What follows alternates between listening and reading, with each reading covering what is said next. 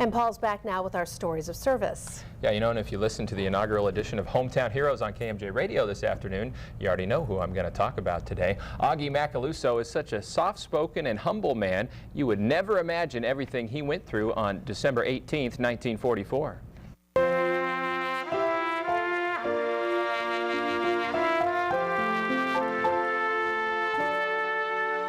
That day, that event is very, very clear in my mind. I couldn't tell you what I had for dinner yesterday, but I can tell you what happened those many, many years ago in December 16th. That date is a special date to anybody who was in the Bulge. Augie Macaluso was just 20 years old at the Battle of the Bulge. He had grown up in Pennsylvania as a first-generation American. His mother was from Ireland, his father an Italian immigrant who fought for the U.S. in World War I. After graduating from high school, Augie was ready to serve too. All of the kids that I had gone to school with were going in the Army in February of '43, and I wasn't being called. So I went down to the draft board and I said I wanted voluntary induction. And she said, well, we can arrange that. His plan to stick with his buddies didn't work. Within days, they were separated, and Augie was on to 4 months of chemical warfare training, then to Vanderbilt University, where he was learning to be an engineer as part of the Army Specialized Training Program. In early 1944, just before D-Day, they realized that they needed more infantrymen than they needed engineers. So they disbanded the AST program, and I wound up in the 106th Infantry Division at Camp Atterbury, Indiana.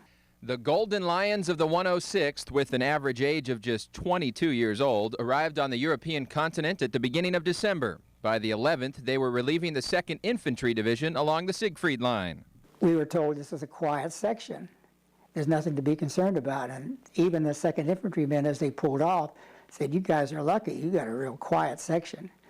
Well, it was until December 16th at 5:30.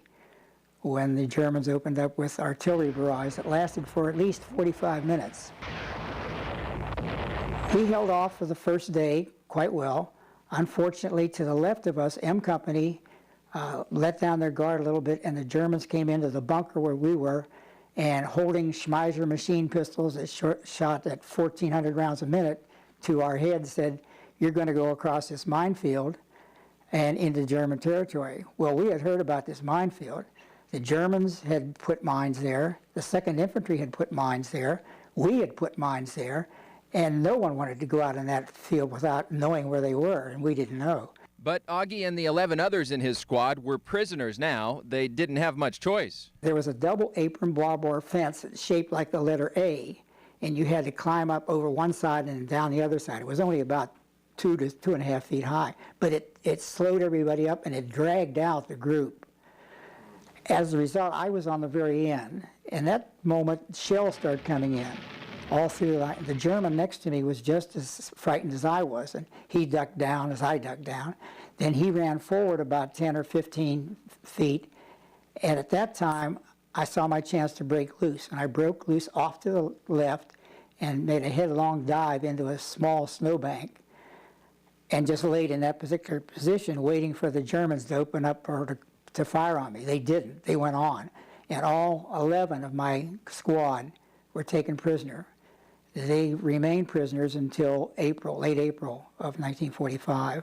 Augie was determined to avoid that fate. He waited and waited, his helmet frozen into the snow. He still hadn't been discovered when darkness fell. The only way I could get out was to feel with my fists that were frozen over into the footprints as I pulled out. Just before that, the Americans opened up artillery. So earlier, 2 days earlier, I had gone through a German barrage. Now I'm going through an American barrage. I finally decided, after pausing and saying a few prayers many times, I was going to make a run for it. So I ran into that minefield, hit that double apron barbed wire fence, flipped over it, and continued to run. I didn't know if the Americans still held those positions that we were in before, or if the Germans had taken them.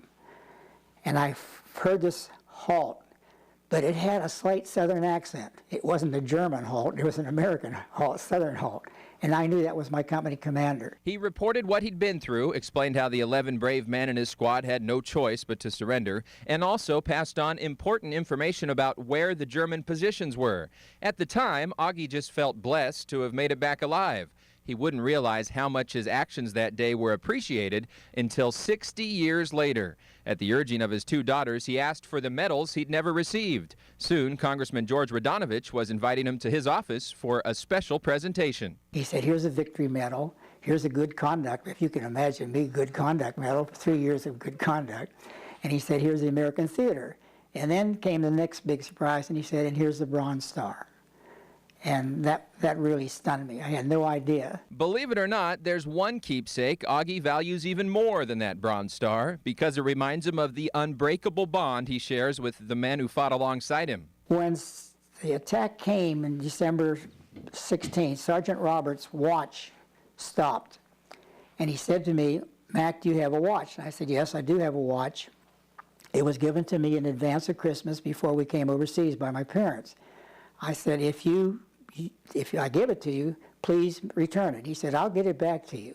So he took my watch, he was taken prisoner, and gone went the watch. The final chapter of this story was scripted by an award-winning screenwriter, Stuart Stern, who had served with both Augie and Sergeant Roberts. Stern called Augie in 1977 and suggested that the three men and their wives meet up for dinner in Hollywood. While we were waiting for dessert to come, Sergeant Roberts said, oh, by the way, Mac, that was me, Mac, I have something for you. And he handed me my watch 33 years later, that he had kept it all that time. And this is the watch, and it's still working, still running, and it was a real shock. And that survived a POW camp? Yes, many, many times. He hid it in his boot and all of various places and was able to survive. He could have traded it in for cigarettes or food or whatever, but he didn't, because he had made a promise to me, and he kept that promise. What did that mean to you when he gave it back to you? I was thrilled. I was speechless, totally speechless. And it just shows the bond that you have with people who have been in combat together. That's amazing. We had Stuart Stern on the radio today. He's a noted screenwriter, The Ugly American, Rebel Without a Cause, some of his work.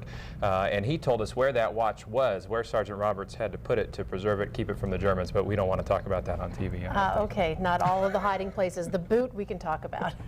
That's right.